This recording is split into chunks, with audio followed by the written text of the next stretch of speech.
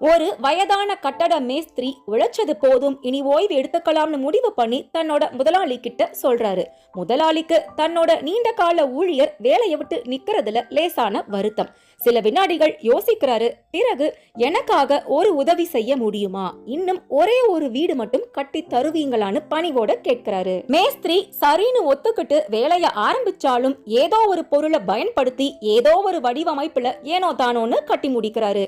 எப்படியும் வேலையை விட்டு நின்னாச்சு, அதனால எப்படி செஞ்சா என்னன்னு ஒரு அலட்சியம். முதலாளி கட்டி முடிச்ச அந்த வீட்டை பாக்குறதுக்காக வராரு. பிறகு வாசல்லே நின்னுட்டு, இந்த வீடு உங்களுக்கான என் அன்பு பரிசு, எங்க நிறுவனத்துக்கு இத்தனை வருஷம் வேலை பார்த்ததுக்கான வெகுமதின்னு சொல்றாரு. மேஸ்திரி அதிர்ச்சியா நிக்கிறாரு. அலட்சியமா செய்யாம எப்பவும் போல முழு ஈடுபாட்டோட செஞ்சிருக்கலாம்னு மனசாட்சி உறுத்திடுச்சு. என்னைக்குமேங்க நமக்குன்னு கொடுக்கப்பட்ட வேலைய கவனத்தோட பொறுப்பா செய்யணும்.